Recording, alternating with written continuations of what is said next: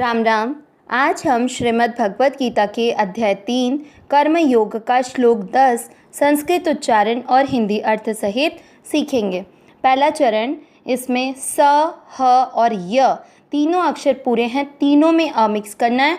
सह य ज्ञा, ज्ञा में आ की मात्रा तो विसर्ग को पढ़ेंगे हा।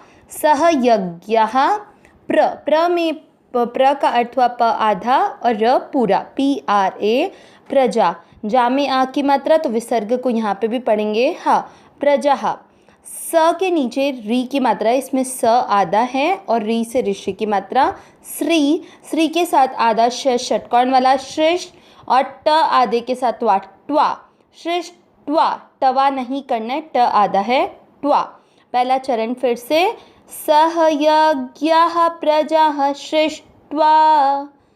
दूसरा चरण, पुरो वा और च में अ मिक्स करेंगे, पुरोवाच प्रजा। जो अपन ने पहले चरण में देखा प आधा र पूरा, PRA वही चीज़ है। प्रजापति, प में अ मिक्स किया है और ती में ई की मात्रा तो विसर्ग को पढ़ेंगे ही, प्रजापति ही। सेकंड चरण फिर से, पुरोवाच प्रजापति ही।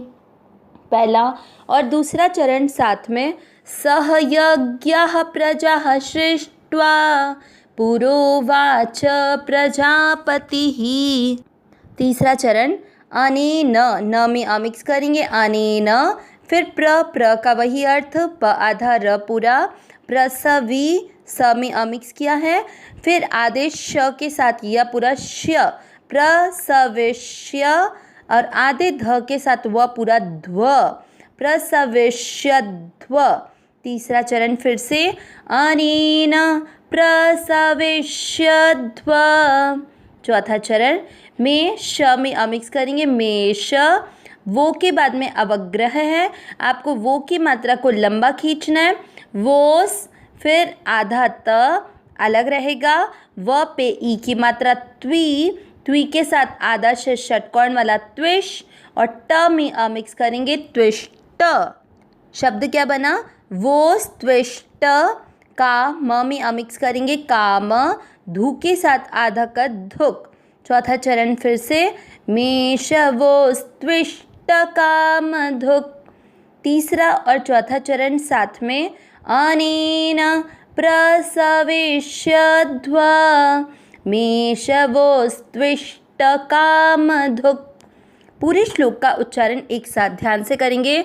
सह यज्ञः प्रजाः श्रेष्ठ्वा पुरोवाच प्रजापतिः अनेन प्रसवेश्यध्व मेषवस्त्विष्ट कामधुक्। पूरे श्लोक का फिर से एक बार उच्चारण।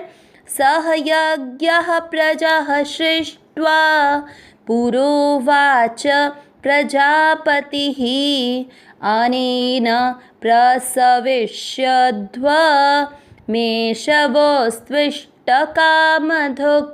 श्लोक का अर्थ देखते हैं।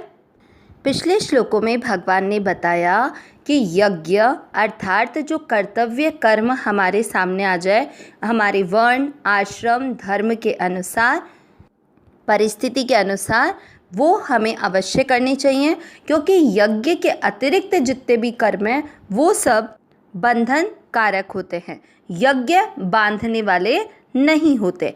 इसलिए जो बंधन कारक कर्म हैं उनसे बंधन से मुक्त होने के लिए कर्मों का स्वरूप से त्याग नहीं करके कर्तव्य बुद्धि से कर्म किया जाए कि हम जो भी कर्म कर रहे हैं उसको करते हुए हमारे मन में ये धारणा बनी रहे कि यह हमारा कर्तव्य है, बदले में हमें इसके लिए कुछ भी नहीं चाहिए, केवल अपनी तरफ से पूर्ण तत्परता के साथ उस कर्तव्य कर्म को पूरा करना है। तो अब आज के श्लोक में भगवान कर्मों को क्यों करना चाहिए, उस आवश्यक कर्तव्यता को पुष्ट करने के लिए कि हमें कर्म करने चाहिए, उसके लिए कुछ और भी कारण बताएंगे। अर्थ देखते हैं। सह यज्ञः यानी कर्तव्य कर्म के विधान सहित, प्रजा जो मनुष्य आदि के लिए है, तो प्रजा की, सृष्ट्वा यानी रचना करके, पुरोवाच, पुरोवाच में दो शब्द हो गए, पुरा धन उवाच। पुरा यानी सृष्टि के आदिकाल में, उवाच यानी कहा। प्रजापति ही, प्रजापति ब्रह्मा जी ने, अनेन इस कर्तव्य के द्वारा, प्रसविष्यध्व, और मेष का जो आधा म है उसको ध्व के साथ जोड़ देंगे तो शब्द क्या बन गया, प्रसविष्यध्वम, यानी सबकी वृद्धि करो। अब म में जो ए की मात्रा थी उससे क्या बन जाएगा, एष, एष यानी ऐसा। वोष्ट कामधुक, इसमें दो शब्द बनेंगे, वह यानी तुम लोगों को, और इष्ट कामधुक यानी कर्तव्य पालन की आवश्यक सामग्री प्रदान करने वाले। तो पूरा अर्थ क्या निकला, प्रजापति ब्रह्मा जी ने सृष्टि के आदिकाल में कर्तव्य कर्म के विधान सहित प्रजा अर्थात मनुष्य की रचना करके मनुष्यों से कहा, मतलब क्योंकि जिसकी रचना की तो रचना केवल मनुष्यों की तो नहीं की ना, पूरे प्रजा की, लेकिन कर्तव्य कर्म करना केवल किसके हाथ में, मनुष्य के, क्योंकि और सभी योनियों में तो हम मनुष्य शरीर में जो कर्म किए हैं उनका फल भोगते हैं, केवल नया कर्म करने का, सेवा करने का मौका मनुष्य शरीर में। इसलिए यहाँ पर प्रजा से मनुष्य शब्द का अर्थ लिया गया है कि प्रजापति ब्रह्मा जी ने सृष्टि के आदिकाल में कर्तव्य कर्म के विधान सहित प्रजा की रचना करके प्रधानतया मनुष्यों से कहा कि तुम लोग इस कर्तव्य के द्वारा सबकी वृद्धि करो और तुम लोगों को कर्तव्य पालन की आवश्यक सामग्री प्रदान करने वाले हो। यहाँ पर अर्जुन को भगवान के द्वारा ये श्लोक बोलने का क्या कारण है कि भगवान अर्जुन को बता रहे हैं कि ये कर्तव्य कर्म करने की परंपरा कोई आज से नहीं चली आ रही है। सृष्टि के आदिकाल में भी ब्रह्मा जी ने हम सभी मनुष्यों को, जो मनुष्य हैं उन सभी मनुष्यों की रचना करते हुए उनको ये कहा था कि कर्तव्य के द्वारा सबकी वृद्धि करो, मतलब अपने कर्तव्य कर्म जो तुम्हारे समक्ष आ जाएं उसको पूर्ण करो और कर्तव्य पालन की आवश्यक सामग्री तुम प्रदान करने वाले बनो। इसलिए कर्तव्य कर्म तुम्हें ब्रह्मा जी के कहे अनुसार भी अवश्य ही करना चाहिए।